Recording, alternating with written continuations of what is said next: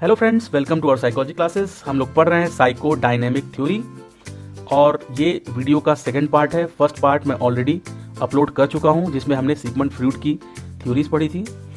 इस वीडियो में हम आगे कंटिन्यू करेंगे। ये मैं पढ़ा रहा हूँ इग्नू के मास्टर्स इन साइकोलॉजी के फर्स्ट ईयर के सिलेबस से। सब्जेक्ट का नाम है पर्सनैलिटी थ्योरीज एंड असेसमेंट।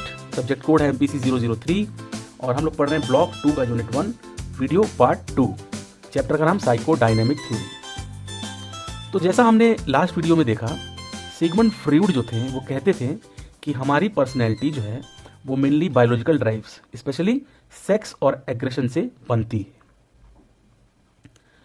तो केरन हॉर्नी का क्या कहना है इस बारे में, वही हम लोग पढ़ने वाले हैं। आप Karen Horney, social foundation of personality.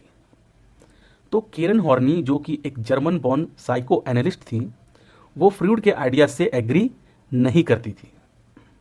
पहली चीज, उनका कहना था कि ह्यूमन पर्सनैलिटी सिर्फ बायोलॉजी से नहीं बल्कि सोशल और कल्चरल एक्सपीरियंसेस से भी शेप होते हैं। मतलब हम किस इन्वायरमेंट में पलते हैं, लोगों के साथ हमारे रिलेशनशिप्स कैसे हैं, ये सब चीज़ें हमारी पर्सनैलिटी पर स्ट्रॉन्ग इम्पैक्ट डालती हैं। केरन हॉर्नी ने बर्लिन, शिकागो और न्यूयॉर्क में काम किया और बाद में उन्होंने American institute for psycho analysis और American journal of psycho analysis establish किया। अब देखते हैं उन्होंने क्या क्या इंटरेस्टिंग बातें कही। तो सबसे पहली चीज है, फ्रॉइड को उन्होंने चैलेंज किया penis envy versus womb envy पे। फ्रॉइड का मानना था कि जो वुमेन होती हैं वो सफ़र करती हैं पेनिस एनवी से, मतलब वो मैन के जैसा बनना चाहती हैं, वो पुरुष जैसा बनना चाहती हैं। ऐसा फ्रॉइड का मानना था कि वुमेन मैन के जैसा बनना चाहती हैं। लेकिन हॉर्नी ने बोला नहीं, वुमेन को मैन के बॉडी से नहीं, उनके पावर और स्टेटस से जेलसी होती है। मतलब जो वुमेन होती हैं वो मैन की बॉडी से बहुत ज़्यादा प्रभावित नहीं होती हैं, वो मैन का जो पावर है, जो स्टेटस है उनका, उससे वो जेलस फील करती हैं। और फिर उन्होंने एक न्यू आइडिया दिया, वूम्ब एनवी। उन्होंने कहा एक्चुअली मेन जेलस होते हैं वुमेन से क्योंकि उनके पास लाइफ क्रिएट करने की पावर होती है वुमेन के पास, इसलिए मेन उनसे जेलस होते हैं।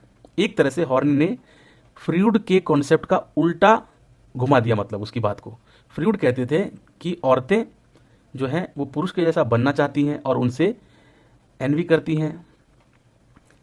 इन्होंने ठीक उसका उल्टा बोला कि पुरुष एनवी करते हैं औरतों से क्योंकि उनके पास लाइफ क्रिएशन करने की पावर होती है वुमेन के पास। तो पहली चीज़ तो ये थी। दूसरी चीज़, ओडिपस कॉम्प्लेक्स का नया वर्जन उन्होंने दिया। तो फ्रॉइड ने क्या बोला था, बच्चे अनकॉन्शियसली ऑपोजिट सेक्स पेरेंट को डिजायर करते हैं, ये फ्रॉइड ने बोला था। तो हॉर्नी ने क्या कहा, ऐसा नहीं है, ये डिज़ायर सेक्सुअल नहीं होती बल्कि ये तब होती है जब बच्चे इमोशनली इनसिक्योर फील करते हैं। अगर पेरेंट और चाइल्ड के रिलेशन में वार्मथ ना हो तो बच्चे के अंदर एंग्जाइटी और फियर डेवलप होता है और वही उनके बिहेवियर को शेप करता है, ये बोला केरन हॉर्नी ने। तो फ्रॉइड के ओडिपस कॉम्प्लेक्स को भी उन्होंने चैलेंज किया, चेंज किया अपने हिसाब से। तीसरा जो पॉइंट है वो है फेमिनिन साइकोलॉजी। हॉर्नी ने वुमेन के लिए एक नया पर्सपेक्टिव दिया। उन्होंने लिखा कि सोसाइटी के रूल्स, कल्चर और जेंडर एक्सपेक्टेशन भी वुमेन के बिहेवियर और कॉन्फिडेंस पर इफेक्ट डालते हैं। वो कहती थी अगर वुमेन को इक्वल इन्वायरमेंट मिले तो उनका ग्रोथ नेचुरल होता है। उन्होंने इस टॉपिक पर इतना लिखा है कि उन्होंने फेमिनिन साइकोलॉजी की पायोनियर माना गया उनको। फोर्थ पॉइंट है ग्रोथ एंड कल्चर पे फोकस। फ्रॉइड इंस्टिंक्ट और ड्राइव्स की बात करते थे, लेकिन हॉर्नी ने कहा इंसान सिर्फ अपने इम्पल्सेस का रोबोट नहीं, वो ग्रो करता है जब उसके आसपास का कल्चर, रिलेशनशिप्स और इन्वायरमेंट सपोर्टिव हो। मतलब अगर हम अपने इन्वायरमेंट में सेफ और वैल्यूड फील करते हैं तो हम नेचुरली अपनी बेस्ट पर्सनैलिटी बना सकते हैं। केरन हॉर्नी ने दिखाया कि साइकोलॉजी सिर्फ माइंड के अंदर चलने वाले कॉन्फ्लिक्ट्स नहीं बल्कि हमारे सराउंडिंग और रिलेशनशिप्स का भी रिफ्लेक्शन है। उन्होंने साइकोलॉजी को और ह्यूमन और रिलेटेबल बना दिया। तो केरन हॉर्नी के कुछ मेन आइडियाज़ थे, उनको समझना भी ज़रूरी है। अभी हम थोड़ा ओवरव्यू देख लेते हैं, फिर इन्हीं को हम डिटेल में भी समझेंगे। तो उनके मेन आइडियाज़ क्या थे केरन हॉर्नी के? सबसे पहला था बेसिक एंग्जाइटी। इसमें वो कहती है बचपन में अगर पेरेंट्स लव, केयर और सिक्योरिटी ना दे बच्चों को, तो बच्चे के अंदर हेल्पलेसनेस और फियर का डीप फीलिंग डेवलप होता है। इसी को हॉर्नी ने बोला बेसिक एंग्जाइटी। जैसे कि अगर एक बच्चा निगलेक्ट फील करता है तो उसके माइंड में बैठ जाता है मैं अकेला हूँ, कोई मुझे प्रोटेक्ट नहीं करेगा। तो ये होती है बेसिक एंग्जाइटी लेवल पे। दूसरा जो आइडिया इनका वो है न्यूरोटिक नीड्स। ये एंग्जाइटी कोप करने के लिए लोग एक्स्ट्रा नीड्स डेवलप कर लेते हैं, जैसे हमेशा अप्रूवल चाहिए, परफेक्ट बनना है, या सब पर पावर रखनी है। ये सब चीज़ें हैं न्यूरोटिक नीड्स। जैसे अगर किसी को बचपन में रिजेक्शन मिला मान लीजिए, तो वो बड़ा होके हर किसी से कहता है please like me, please accept. मतलब वो चाहता है कि हर कोई इसको पसंद करे, हर कोई इसको लाइक करे अगर उसको रिजेक्शन मिला है तो इसको उन्होंने बोला न्यूरोटिक नीड्स। यानी एंग्जाइटी से को कोप करने के लिए जो एक्स्ट्रा नीड्स डेवलप करते हैं वो है न्यूरोटिक नीड्स।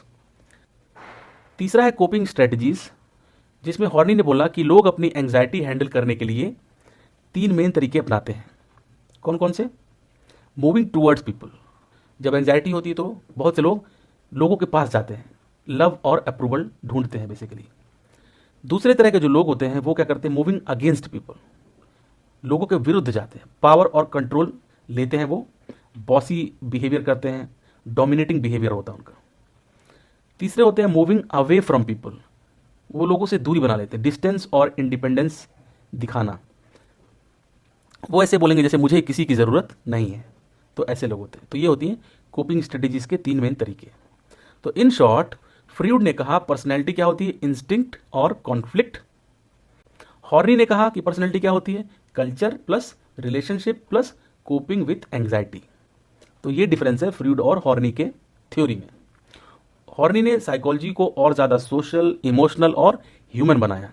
अगर फ्रीड ने अनकॉन्शियस और सेक्स ड्राइव पे फोकस करके एक फाउंडेशन बनाई थी, तो केरन हॉर्नी ने हमें यह समझाया कि इंसान सिर्फ अपने इंस्टिंक्ट का गुलाम नहीं है, हम अपने रिलेशनशिप्स, कल्चर और सेल्फ ग्रोथ से भी पर्सनैलिटी शेप करते हैं।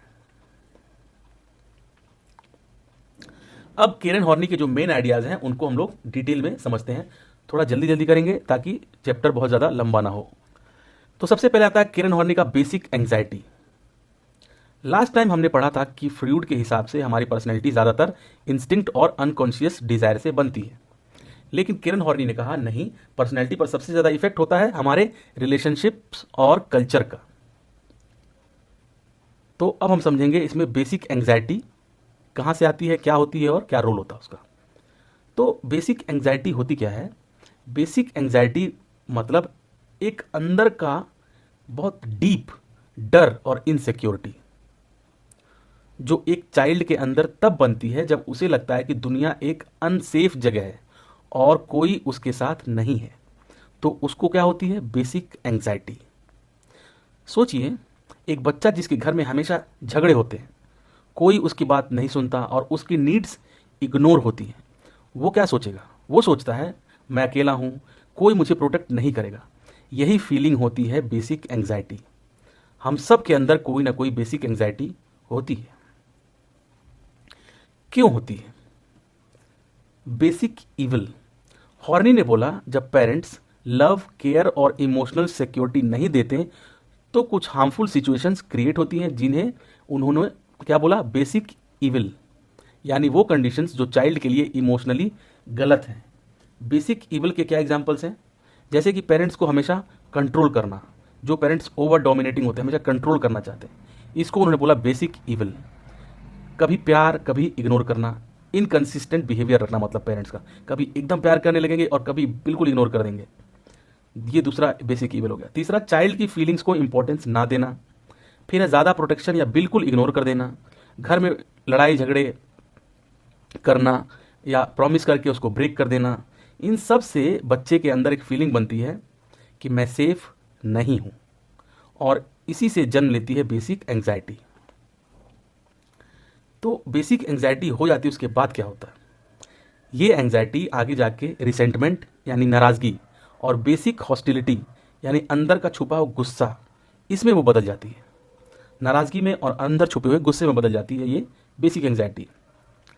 तो इसमें होता क्या है, बच्चा पेरेंट्स से गुस्सा भी होता है लेकिन उन पे डिपेंड भी होता है प्यार और सेफ्टी के लिए। तो यहाँ पे एक कॉन्फ्लिक्ट होता है। अगर बच्चा गुस्सा दिखाए उसे पनिशमेंट का डर लगता है, अगर वो गुस्सा दबा ले तो उसके अंदर एंग्जाइटी और बढ़ जाती है। तो कुल मिला के बेसिक एंग्जाइटी क्या होता है, चाइल्डहुड इनसिक्योरिटी यानी अंदर का डर, caused by lack of love and warmth, प्यार की कमी से, और इसी की वजह से डर और कॉन्फ्लिक्ट हमारी एडल्ट पर्सनैलिटी तक साथ चलते हैं। हमारे अंदर डर आ जाता है जो हम बड़े होने तक हमारे साथ चलते रहते हैं, और कॉन्फ्लिक्ट भी रहता है हमेशा अंदर। तो सिंपल शब्दों में, अगर बचपन में हमें प्यार, सेफ्टी और ट्रस्ट ना मिले तो एक ऐसा डर बनता है जिसे हम बेसिक एंग्जाइटी कहते हैं, और यही हमारे पर्सनैलिटी का बेस बन जाता है। नेक्स्ट है केरन हॉर्नी के न्यूरोटिक नीड्स। तो जैसा अभी हमने पढ़ा था लास्ट पार्ट में कि बचपन में जब पेरेंट्स से वार्मथ, केयर या सिक्योरिटी नहीं मिलती तो बच्चे के अंदर एक बेसिक एंग्जाइटी पैदा होती है। अब सवाल ये उठता है कि एंग्जाइटी बच्चा हैंडल कैसे करता है। इसी का जवाब है न्यूरोटिक नीड्स।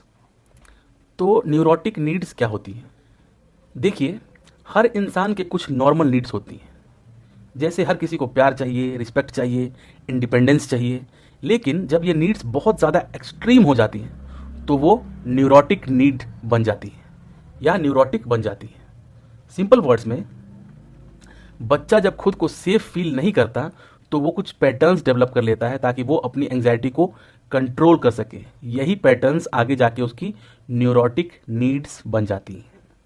केरन हॉर्नी ने 10 न्यूरोटिक नीड्स बताई थी और उन्होंने 3 ग्रुप्स या कोपिंग स्ट्रेटजीज में डिवाइड किया था: moving toward people, moving against people, moving away from people.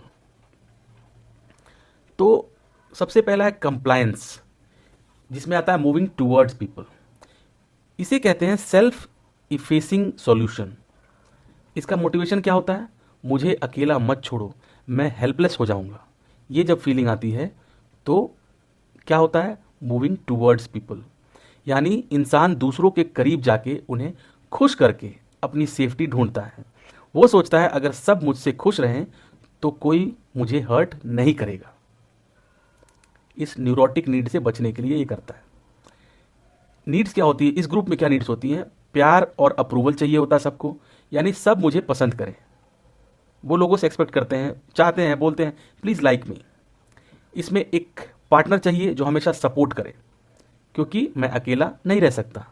अपनी लाइफ को लिमिट कर लेना ताकि रिस्क ना लेना पड़े। सेफ रहने के लिए छोटी दुनिया बना लेते हैं ऐसे लोग। तो जैसे कि एक स्टूडेंट जो हमेशा टीचर की तारीफ करता है, दूसरों की हर बात मान लेता है सिर्फ इसलिए ताकि सब उसे पसंद करें। यह है मूविंग टूवर्ड पीपल। दूसरा है, ये था कंप्लायंस जो मैंने बताया, मूविंग टूवर्ड्स पीपल। दूसरा है एग्रेशन, यानी मूविंग अगेंस्ट पीपल। इस ग्रुप के लोग क्या करते हैं? इसे कहते हैं एक्सपेंसिव सॉल्यूशन। इसका मोटिवेशन क्या होता है? मैं पावरफुल बन जाऊंगा तो कोई मुझे हर्ट नहीं कर पाएगा। जिसके अंदर ये सोच आ गई तो ये लोग कंट्रोल और डोमिनेंस चाहते हैं। उनके अंदर बेसिक हॉस्टिलिटी होती है, यानी अंदर से उन्हें गुस्सा और इनसिक्योरिटी खूब होती है। इस ग्रुप की नीड क्या होती है? इनको पावर चाहिए, दूसरों को एक्सप्लॉइट करना, यूज़ करना अपने फ़ायदे के लिए दूसरों को। सोशल रिकग्निशन और प्रेस्टीज चाहिए इनको कि लोग मुझे पहचानें। पर्सनल एडमिरेशन चाहिए, सब मुझे एडमायर करें, मैं सबसे बेस्ट हूँ। इनको ये अचीवमेंट भी चाहिए। तो ये हो गया मूविंग अगेंस्ट पीपल, जिसका रिजल्ट होता है एग्रेशन। तीसरा है मूविंग अवे फ्रॉम पीपल, जिसको बोलते हैं विथड्रॉल। इसको कहते हैं रिजाइनिंग सॉल्यूशन। इसका मोटिवेशन क्या होता है? लोग सोचते हैं कि दूर रहूंगा तो रिजेक्ट भी नहीं किया जा सकता मुझे। ये लोग इमोशनली दूर हो जाते हैं। उन्हें लगता है अगर मैं इन्वॉल्व ही नहीं होऊंगा तो हर्ट होने का चांस ही नहीं है। इस ग्रुप के लोगों की नीड्स क्या होती हैं? Self sufficiency and independence. वो कहते हैं मैं किसी पर डिपेंड नहीं करना चाहता, सेल्फ सफिशिएंट हूं मैं। दूसरा है परफेक्शन और अनएसेसिबिलिटी। इतना परफेक्ट बन जाओ कि कोई क्रिटिसाइज ही ना कर पाए आपको। जैसे कि एक इंसान जो हमेशा अलग रहता है लोगों से, अपने काम में बिजी रहता है और हर चीज़ परफेक्ट करता है ताकि कोई उसे रिजेक्ट ना करे। तो इन शॉर्ट, कंप्लायंस यानी लोगों के साथ चिपकना, एग्रेशन यानी लोगों पर पावर जमाना, और विथड्रॉल यानी लोगों से दूर भागना। तो ये न्यूरोटिक नीड्स एक्चुअली बचपन की एंग्जाइटी को हैंडल करने के कोपिंग स्टाइल्स हैं। कैसे इन न्यूरोटिक नीड्स से आप बचेंगे, कैसे कोप करेंगे, यही उनके स्टाइल्स हैं, कंप्लायंस, एग्रेशन और विथड्रॉल। प्रॉब्लम तब होती है जब ये नीड्स बहुत ज़्यादा एक्सट्रीम हो जाती हैं और इंसान की पर्सनैलिटी रिजिड और अनहेल्दी बन जाती है। उसके बाद आता है केरन हॉर्नी का थ्योरी ऑफ सेल्फ। सोचिए, हर इंसान के अंदर एक नेचुरल ड्राइव होती है, अपना बेस्ट वर्जन बनना और एक मीनिंगफुल लाइफ जीना। ये हर किसी के अंदर एक बेसिक नेचुरल ड्राइव होती है। हॉर्नी कहती हैं इस ड्राइव को हम कहते हैं सेल्फ एक्चुअलाइजेशन, यानी अपनी फुल पोटेंशियल को अचीव करना। तो ये कहती हैं हर किसी के दो साइड्स होते हैं, सेल्फ के भी दो साइड्स होते हैं, एक रियल सेल्फ और एक आइडियल सेल्फ। रियल सेल्फ यानी जो हम एक्चुअली हैं अपनी स्ट्रेंथ्स और वीकनेस के साथ। दूसरा है आइडियल सेल्फ, यानी जो हम बनना चाहते हैं या सोसाइटी कहता है हमें शुड बनना चाहिए। शुड का मतलब वो एक्सपेक्टेशंस जो हम सोसाइटी कहते हैं कि हमें फॉलो करना चाहिए, जैसे मुझे हमेशा परफेक्ट होना चाहिए या मुझे सबको खुश रखना चाहिए, ये हमसे सोसाइटी चाहती है, तो हम ऐसा बनना चाहते हैं। तो ये आइडियल सेल्फ है, जो हम हैं नहीं लेकिन बनना चाहते हैं। तो रियल सेल्फ और आइडियल सेल्फ। हेल्दी पर्सन कौन है? रियल सेल्फ धीरे धीरे आइडियल सेल्फ की तरफ ग्रो करता है, स्टेप बाय स्टेप ग्रोथ होती है और इंसान अपना पोटेंशियल अचीव करता है। ये एक हेल्दी पर्सन की निशानी है, यानी रियल सेल्फ से वो धीरे धीरे आइडियल सेल्फ की तरफ जाता है। न्यूरोटिक पर्सन कौन होता है? कभी कभी रियल सेल्फ और आइडियल सेल्फ के बीच बहुत बड़ा गैप आ जाता है। इंसान सोचता है मैं फ्लॉड हूँ, मैं वर्थलेस हूँ। हॉर्नी इसी को कहती है डिस्पाइज्ड सेल्फ, अपने आप को बेकार या गलत समझना। जब ऐसी फीलिंग आ जाती है तो एक न्यूरोटिक पर्सन बनने के चांसेस हो जाते हैं। ये न्यूरोटिक पर्सन का जो साइकिल है वो स्टार्ट कैसे होता है? साइकिल स्टार्ट हो जाता है कैसे? परफेक्शन चाहिए, वो हो नहीं पाता तो हम सेल्फ हेट करने लगते हैं, और परफेक्शन चाहिए और सेल्फ हेट होने लगता है। हॉर्नी कहती हैं इसको tyranny of the should, unrealistic shoulds जो इंसान को ट्रैप कर देते हैं।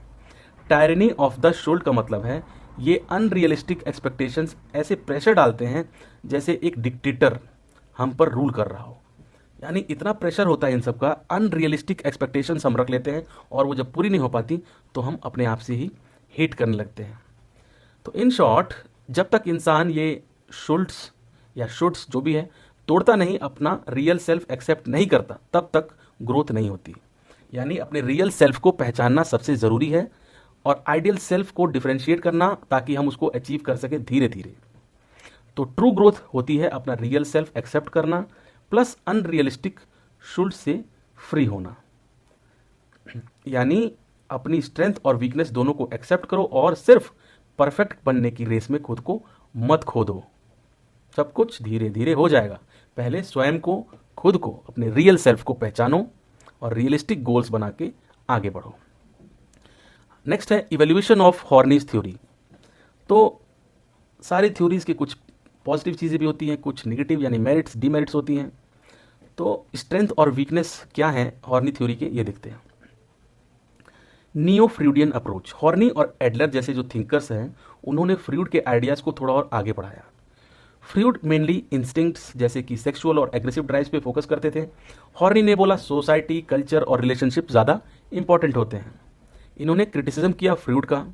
फ्रूड के ओडिपस कॉम्प्लेक्स और पेनिस एनवी थ्योरी से स्ट्रांगली डिसएग्री किया इन्होंने। हॉर्नी कहती हैं बच्चों का जेलसी, अटैचमेंट या एंग्जाइटी का reason disturbed parent child relationship है। पेरेंट और चाइल्ड की रिलेशनशिप जब डिस्टर्ब होती है तो उसकी वजह से उनके अंदर जेलसी, अटैचमेंट या एंग्जाइटी होती है, ना कि हिडन सेक्सुअल डिज़ायर की वजह से। ये क्रिटिसिज्म ऑफ फ्रूड हो गया। इनका कंट्रीब्यूशन क्या है हॉर्नी का? पर्सनैलिटी को समझने का ह्यूमनिस्टिक और होलिस्टिक व्यू दिया इन्होंने। कल्चर, सोसाइटी और इंटरपर्सनल रिलेशन का रोल हाईलाइट किया। इन्फ्लुएंस डाला इन्होंने self psychology, humanistic psychology, feminism, existentialism और मॉडर्न थेरेपीज पे। As a teacher plus therapist psycho analysis को प्रैक्टिकल और सोशली अवेयर बनाया। अब इनकी थ्योरी की लिमिटेशंस क्या क्या हैं? ज़्यादा फोकस न्यूरोटिक इंडिविजुअल्स पे था इनका। साइकोटिक डिसऑर्डर्स या फुल्ली हेल्दी पर्सनैलिटी ग्रोथ को डिटेल में कवर नहीं किया इन्होंने। स्कोप थोड़ा नैरो था कंपेयर टू अदर थ्योरीज। तो कंक्लूजन क्या है इन सारी बातों का? हॉर्नी का थ्योरी इंपॉर्टेंट है क्योंकि उन्होंने न्यूरोसिस और हेल्थ को इंपॉर्टेंस दिया, उसके बारे में बात की। मतलब हर इंसान अपनी एंग्जाइटी, सेल्फ इमेज और पर्सनल ग्रोथ को समझने के लिए हॉर्नी के आइडियाज़ यूज़ कर सकता है। तो हॉर्नी के आइडियाज़ हमें सिर्फ प्रॉब्लम्स नहीं दिखाते बल्कि ग्रोथ और रियल पोटेंशियल को समझने का तरीका भी सिखाते हैं। तो ये थी केरन हॉर्नी की थ्योरी। अब समझते हैं हैरी स्टैक सुलिवन का थ्योरी ऑफ पर्सनैलिटी। तो सबसे पहले देखते हैं हैरी स्टैक सुलिवन कौन है। ये 1892 से 1949 तक रहे एक अमेरिकन साइकेट्रिस्ट थे। उन्होंने पर्सनैलिटी को समझने का नया तरीका दिया। फ्रूड और सुलिवन में क्या डिफरेंस है वो देखते हैं। फ्रूड कहते थे पर्सनैलिटी मेनली अंदर के ड्राइव्स जैसे डिजायर और इंस्टिंक्ट से बनती है। सुलिवन कहते थे पर्सनैलिटी को समझने के लिए हमेशा इंटरपर्सनल रिलेशंस यानी दूसरे लोगों के साथ आपका रिश्ता, इसको देखना जरूरी है। अब इनका थर्ड पर्सपेक्टिव आया, ठीक है। तो interpersonal theory of psychiatry. Sullivan कहते थे पर्सनैलिटी को समझने के लिए हमेशा इंटरपर्सनल रिलेशंस को देखना ज़रूरी है। मतलब कि हम अकेले पर्सनैलिटी को नहीं बनाते, हमारी पर्सनैलिटी हमारे रिलेशनशिप्स से बनती है, जैसे फैमिली, फ्रेंड्स और सोसाइटी के इंटरेक्शन से हमारा बिहेवियर और फीलिंग्स शेप होती हैं। तो सुलिवन के हिसाब से हमारा आज का जो बिहेवियर और सोच है वो हमारे रिश्ते और इंटरेक्शन से डायरेक्ट इन्फ्लुएंस होते हैं। सुलिवन की थ्योरी अब जानते हैं, डायनेमिक्स ऑफ पर्सनैलिटी। तो अब देखते हैं सुलिवन का डायनेमिक्स ऑफ पर्सनैलिटी, मतलब हमारे अंदर का बिहेवियर कैसे चलता है, समझते हैं उसको। तो डायनेमिक्स ऑफ पर्सनैलिटी ये बताता है कि हमारा बिहेवियर किस चीज़ से चलता है। इसमें मेन जो है 3 चीज़ें होती हैं, ऐसा हैरी स्टैक सुलिवन ने कहा। सबसे पहला नीड्स यानी ज़रूरतें, जैसे प्यार, एक्सेप्टेंस, अटेंशन चाहिए, ये नीड्स हैं। दूसरा एंग्जाइटी यानी टेंशन, चिंता, जब नीड्स पूरी नहीं होती तो हम एंग्जाइटी फील करते हैं। तीसरा सिक्योरिटी ऑपरेशंस, ये वो स्ट्रेटजीज हैं जो हम यूज़ करते हैं एंग्जाइटी को कम करने के लिए। तो सिंपल वर्ड्स में जब हम नर्वस या एंग्शियस फील करते हैं तो हम ऑटोमेटिकली कुछ तरीके अपनाते हैं ताकि हम सेफ और कंफर्टेबल फील हो हमें। यह इनका डायनामिक्स ऑफ पर्सनैलिटी काफ़ी कुछ मिलता जुलता है केरन हॉर्नी से। दूसरा है एंड्योरिंग एस्पेक्ट ऑफ पर्सनैलिटी। ये वो चीज़ें हैं जो लॉन्ग टर्म तक हमारी पर्सनैलिटी को शेप करती हैं। पहला है डायनेमिज्म यानी हैबिचुअल पैटर्न, यानी हमारा रेगुलर बिहेवियर का पैटर्न। दूसरा है पर्सोनिफिकेशन, अपने और दूसरों के मेंटल इमेजेस, जैसे हम किस तरह दूसरों को और खुद को परसीव करते हैं, यह है पर्सोनिफिकेशन। तीसरा है सेल्फ सिस्टम, यह है एंड्योरिंग एस्पेक्ट ऑफ पर्सनैलिटी। फिर आता है डेवलपमेंटल इपोक्स या स्टेजेस। सुलिवन कहते हैं पर्सनैलिटी अलग अलग स्टेजेस में बनती है और हर स्टेज का अपना सोशल फोकस होता है। इन्फेंसी, चाइल्डहुड, जुवेनाइल, ऐसे करके कुछ इन्होंने पॉइंट्स बताए हैं। तो इसको भी हम डिटेल में पढ़ेंगे, इसलिए बहुत ज़्यादा इसको मैं डीप में नहीं जा रहा हूँ। एक एक करके जब डिटेल में आएगा तो हम फिर से पढ़ना ही पड़ेगा। तो सिंपल वर्ड्स में फ्रूड कहते हैं पर्सनैलिटी अंदर से आती है, ड्राइव से और इंस्टिंक्ट से। सुलिवन कहते हैं पर्सनैलिटी बाहर के रिश्तों से आती है और सोशल इंटरेक्शन से बनती है। तो ये तो डिफरेंस हो गया फ्रूड का और सुलिवन का अप्रोच का। तो सुलिवन के अकॉर्डिंग आपका हर रिलेशनशिप, हर फ्रेंड और फैमिली इंटरेक्शन आपकी पर्सनैलिटी का एक छोटा हिस्सा शेप करता है। यानी हर कोई आपकी लाइफ में जो भी है वो आपकी पर्सनैलिटी को कहीं ना कहीं शेप कर रहा है। अब सुलिवन की डायनामिक्स ऑफ पर्सनैलिटी को थोड़ा डिटेल में समझते हैं। सुलिवन कहते हैं personality is equal to energy system, यानी पर्सनैलिटी एक एनर्जी सिस्टम है। मतलब हमारे अंदर एनर्जी होती है जो कभी टेंशन के फॉर्म में होती है और कभी एक्शन यानी कुछ करने के फॉर्म में रिलीज होती है। सोचो जैसे कि एक बलून है, हवा भरता जा रहा है तो टेंशन, हवा निकलता है तो एक्शन, बलून उड़ता है ना, जब हवा अचानक से निकलता है तो बलून उड़ जाता है, यानी एक्शन, एनर्जी रिलीज हो रही है। तो इस तरीके से उन्होंने बोला personality is equal to energy system. Energy और टेंशन, तो पहले बात करते हैं टेंशन की। टेंशन यानी पोटेंशियल फॉर एक्शन, एक्शन लेने का पोटेंशियल जब होता है उसको बोलते हैं टेंशन। जब हमारी कोई नीड या प्रेशर होता है वो टेंशन बन जाती है, तो हम एक्शन लेने के लिए मजबूर हो जाते हैं। एनर्जी ट्रांसफॉर्मेशन तब होती है जब हम एक्चुअल एक्शन लेते हैं, हम कुछ करके टेंशन रिलीज कर देते हैं, ठीक है। ये हम समझते हैं क्योंकि जब टेंशन होता है हमें तो हम कुछ ना कुछ एक्टिविटी करना शुरू करते हैं, तो उससे धीरे धीरे हमारा टेंशन जो है रिलीज हो जाता है, जिसको हम एनर्जी ट्रांसफॉर्मेशन भी बोल सकते हैं। टाइप्स ऑफ टेंशन, कितने तरह के टेंशन होते हैं, अब इसके बारे में बात करते हैं। वो सबसे पहले है नीड्स, यानी कंजक्टिव टेंशन। कंजक्टिव मतलब इसको दूर करने का क्लियर सोल्यूशन होता है। कौन कौन सी कैटेगरीज होती है इसमें? फिजिकल नीड्स और इंटरपर्सनल नीड्स। फिजिकल नीड्स यानी खाना, पानी, ऑक्सीजन। इंटरपर्सनल नीड्स यानी प्यार, इंटीमेसी, क्लोजनेस। जैसे कि आपको खाना खाना है, भूख लगी, आपने खाना खाया, टेंशन रिलीज। तो ये हो गया नीड्स, इसको दूर करने का क्लियर सोल्यूशन होता है। दूसरा है टेंशन का टाइप एंग्जाइटी, जिसको बोलते हैं डिसजंक्टिव टेंशन। डिसजंक्टिव मतलब इसका फिक्स्ड सोल्यूशन नहीं होता। मोस्टली मदर चाइल्ड रिलेशनशिप से आती है ये चीज़। अगर माँ एंग्शियस है तो बच्चा भी एंग्शियस हो जाता है। एंग्जाइटी के अंदर ही सुलिवन बात करते हैं 3 लेवल्स ऑफ कॉग्निशन की। कॉग्निशन यानी सोचने समझने के तरीके। सबसे पहला वो बताते हैं प्रोटोटैक्सिक लेवल, यानी इन्फेंट स्टेज, सबसे प्रिमिटिव लेवल, जब एक्सपीरियंसेस बस रॉ इमेजेस, वेक फीलिंग्स होते हैं, वर्ड्स में एक्सप्रेस नहीं कर पाते हैं। जैसे कि न्यूबॉर्न बेबी का भूख या डिस्कम्फर्ट फील करना, बस वो रोने लगते हैं, इसको बोलते हैं प्रोटोटैक्सिक लेवल, इन्फेंट स्टेज। दूसरा होता है पैराटैक्सिक लेवल, प्री लॉजिकल स्टेज, यानी इलॉजिकल कनेक्शंस बनाता है, गलत कॉज इफेक्ट समझता है, तो इसको बोलते हैं पैराटैक्सिक डिस्टॉर्शन, यानी गलत बिलीफ। जैसे कि कोई ऐसा सोच ले कि मैं लकी पेंसिल यूज करूंगा तो एग्जाम में पास हो जाऊंगा, तो ऐसे इलॉजिकल कनेक्शंस बनाते हैं, जिसमें उसको बोलते हैं प्री लॉजिकल स्टेज, पैराटैक्सिक लेवल। यानी सुपरस्टिशन और फॉल्टी बिलीफ्स यहीं से स्टार्ट होते हैं। तीसरा है सिंटैक्सिक लेवल, यहाँ पे लॉजिकल और कम्युनिकेबल स्टेज बोलते हैं इसको। लैंग्वेज और लॉजिक के बाद डेवलप होता है। एक्सपीरियंस को वर्ड्स में डाल के दूसरों से शेयर कर सकते हैं।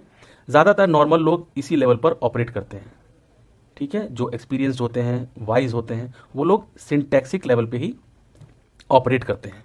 जैसे कि कल मुझे एग्जाम में एंग्जाइटी हुई, इसलिए गलतियां हो गई, तो वो अपनी चीज़ों को मानते हैं, समझते हैं, उसके पीछे लॉजिकली चीज़ों को सोचते हैं।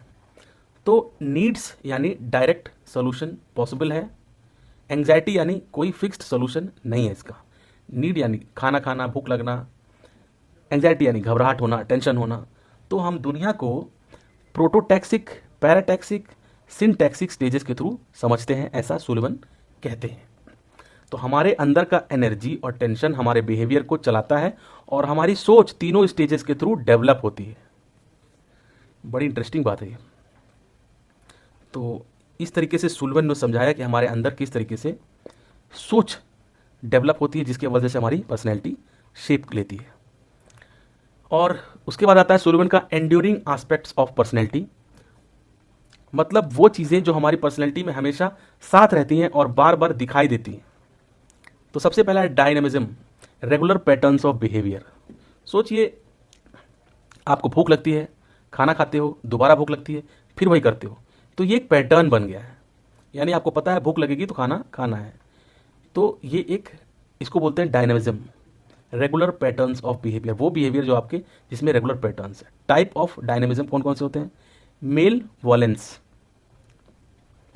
यानी दुश्मनी सोचना। जैसे कि कोई बच्चा सोचता है सब मेरे अगेंस्ट है, तो वो गुस्सा करता है, शक करता है या हेट्रेड दिखाता है, ठीक है। तो इसको बोलते हैं मेल वॉलेंस। दूसरा जो टाइप होता है डायनेमिज्म का होता है इंटीमेसी, यानी क्लोजनेस, दोस्ती।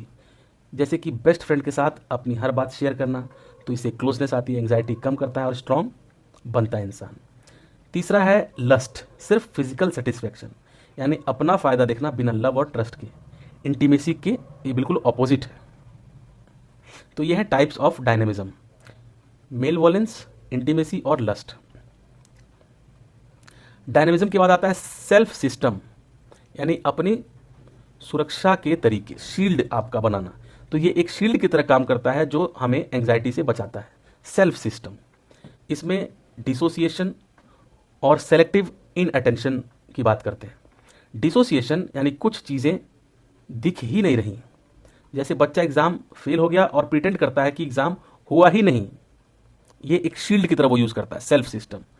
जो हमने फ्रूड का डिफेंस मैकेनिज्म पढ़ा था उसी तरीके से ये है सेल्फ सिस्टम शील्ड सिस्टम, मतलब अपने आप को, अपने माइंड को बचाने के लिए बच्चा ऐसी चीज़ें यूज़ करता है। डिसोसिएशन, उससे नाता ही तोड़ लो। दूसरा है शील्ड सिस्टम का सेलेक्टिव इन अटेंशन, सिर्फ वही पार्ट इग्नोर करना जो दर्द देता है।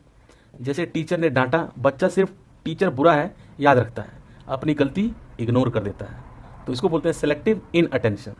सिर्फ अपने काम की चीज़ को आपने, जो आपको सेटिस्फाई कर रही है उस चीज़ को आपने याद रखा, बाकी इग्नोर करो, भूल जाओ। तो ये तरीके हैं शील्ड सिस्टम जिससे अपने आप को वो बचाता है, एंग्जाइटी से बचता है।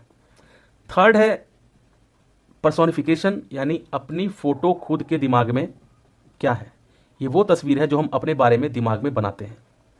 कई लोग सोचते हैं गुड मी, कई सोचते हैं बैड मी, कोई सोचते हैं नॉट मी। गुड मी यानी मैं अच्छा हूँ, ऐसी इमेज बहुत लोगों के अंदर होती है। बैड मी यानी मैं गलत हूँ वाली फोटो जो हम छुपाते हैं लोगों से। नॉट मी, इतनी बुरी फोटो कि उसको देखना भी बर्दाश्त नहीं होता, अनकॉन्शियस में डाल देते हैं उनको, ऐसी चीज़ों को। ठीक है, तो ये तीन चीज़ें, डायनेमिज्म, सेल्फ सिस्टम, पर्सोनिफिकेशन, हमारी पर्सनैलिटी का कोर है। ये हमेशा हमारे साथ रहती हैं और हमारा बिहेवियर और रिएक्शंस शेप करती हैं। थर्ड है डेवलपमेंटल इपोक्स, सुलिवन का डेवलपमेंटल इपोक्स, मतलब पर्सनैलिटी कैसे लाइफ भर इवॉल्व होती है, बचपन से एडल्टहुड तक। तो इन्होंने 7 स्टेजेस ऑफ पर्सनैलिटी डेवलपमेंट बताए हैं। कौन कौन से? पहला इन्फेंसी यानी 0 to 1 ईयर्स, बच्चे को सबसे ज़्यादा माँ के प्यार की और केयर की ज़रूरत होती है, चाहिए होता है इसमें। अगर लव और सिक्योरिटी मिले तो बच्चा सेफ फील करेगा, अगर निगलेक्ट होगा तो एंग्जाइटी डेवलप हो जाती है। यह है इन्फेंसी स्टेज 0 to 1 ईयर्स। 1 से लेकर 5 साल तक आता है चाइल्डहुड स्टेज, बच्चा बोलना, चलना और दूसरों से इंटरेक्ट करना सीखता है। बोलेगा मुझे चॉकलेट चाहिए, मतलब खाने की चीज़ें, पीने की चीज़ें मांगना शुरू कर देता है, लोगों को बुलाना शुरू कर देता है। तो ये होता है 1 से 5 साल तक। तीसरा है जुवेनाइल एरा, 6 से 8 साल तक। फ्रेंड्स बनना शुरू हो जाते हैं इसमें, कोऑपरेशन और शेयरिंग सीखता है, अपनी पेंसिल दूसरों को देना, दूसरों से चीज़ें लेना, तो ये सब चीज़ें शुरू होती है जुवेनाइल एरा में, 6 to 8 ईयर्स। उसके बाद आता है प्री एडोलेसेंस, सबसे इंपॉर्टेंट एक बेस्ट फ्रेंड बनना। आपका एक बेस्ट फ्रेंड बन जाता है स्टेज में 9 से 12 साल में। इंटीमेसी और ट्रस्ट यहाँ डेवलप होते हैं। उसके बाद आता है अर्ली एडोलेसेंस यानी 13 से 17 साल। अपोजिट जेंडर की तरफ अट्रैक्शन आना शुरू होता है इस टाइम पे। उसके बाद आता है लेट एडोलेसेंस यानी 18 से 20 साल। अपनी आइडेंटिटी बनाना, करियर और लाइफ डायरेक्शन के बारे में सोचना आता है इस टाइम पे। लोग डिसाइड करते हैं मैं इंजीनियर बनूंगा, डॉक्टर बनूंगा या कुछ भी करूंगा लाइफ में, वो लेट एडोलेसेंस में यानी 18 से 20 साल की स्टेज में आता है। और लास्ट 7वां स्टेज है एडल्टहुड यानी मैच्योरिटी, 20 साल के बाद। स्टेबल रिलेशनशिप्स बनाना, करियर, फैमिली और रिस्पॉन्सिबिलिटी, ये सब चीज़ें आती हैं इसमें। तो सिंपल वर्ड्स में डायनेमिज्म हमारे रेगुलर बिहेवियर पैटर्न्स होते हैं। सेल्फ सिस्टम यानी ईगो के ट्रिक्स जो हमें एंग्जाइटी से बचाते हैं। पर्सोनिफिकेशन यानी अपने दिमाग में अपनी तस्वीर बनाना। डेवलपमेंटल इपोक्स यानी बचपन से एडल्टहुड तक के 7 स्टेजेस। तो पर्सनैलिटी एकदम फिक्स्ड नहीं है, वो लाइफ भर इवॉल्व होती है और हर स्टेज में हमें नए एक्सपीरियंसेस और रिलेशनशिप से ग्रो करते हैं। इसी के साथ अब पढ़ते हैं हम लोग इवोल्यूशन ऑफ सुलिवन्स थ्योरी यानी स्ट्रेंथ्स और वीकनेस। स्ट्रेंथ क्या है इनके, सुलिवन की थ्योरी के, कि इन्होंने सोशल पे फोकस किया। इंसान की पर्सनैलिटी सिर्फ जीन्स से नहीं, रिलेशनशिप्स और सोसाइटी से बनती है। दूसरा स्ट्रेंथ इसका है अनकॉन्शियस इंपॉर्टेंस, बहुत सारी चीज़ें हमारे दिमाग के अंदर छुपी होती है अनकॉन्शियस में, जो हमारे बिहेवियर को अफेक्ट करती है। ये हो गया इनके स्ट्रेंथ्स। उसके बाद आता है वीकनेस, क्या वीक पॉइंट्स हैं हैरी स्टैक्स सुलिवन की थ्योरी के। टेस्ट करना मुश्किल है, थ्योरी को साइंटिफिकली प्रूव करना टफ है।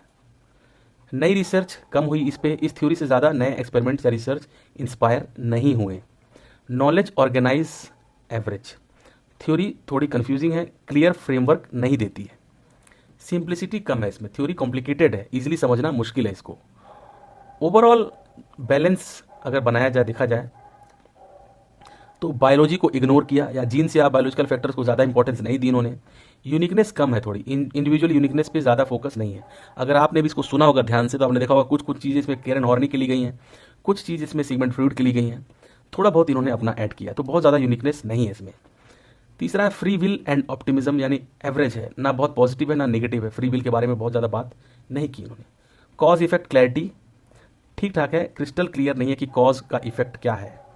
तो ये सब चीज़ें थोड़ी कमी है या फिर एवरेज है। तो सुलिवन का थ्योरी एक सोशल लेंस देता है पर्सनैलिटी समझने के लिए, लेकिन साइंटिफिकली प्रूव करना मुश्किल है और रिसर्च में ज़्यादा पॉपुलर नहीं है। तो सुलिवन हमें ये सिखाते हैं कि हमारी पर्सनैलिटी रिलेशनशिप से बनती है, पर थ्योरी का टेस्टिंग और रिसर्च थोड़ा लिमिटेड है। तो इस तरीके से ख़त्म होता है हमारा वीडियो साइकोडायनेमिक का पार्ट 2 और चैप्टर भी ख़त्म होता है यहीं पर। तो उम्मीद करता हूँ कि आपको एकदम अच्छे से समझ में आ जाएगा। बहुत डिटेल में समझाने की कोशिश की है। कुछ समझ में नहीं आता है तो आप कमेंट में पूछ सकते हैं। आपको नोट चाहिए तो आप मुझसे मांग सकते हैं, मैं आपको प्रोवाइड करने की कोशिश करूँगा। आप मेरी मेल ID pxmonks@gmail.com पर मेल करके भी मुझसे चीज़ें पूछ सकते हैं और नोट्स मांग सकते हैं। Thank you for listening, thank you for watching.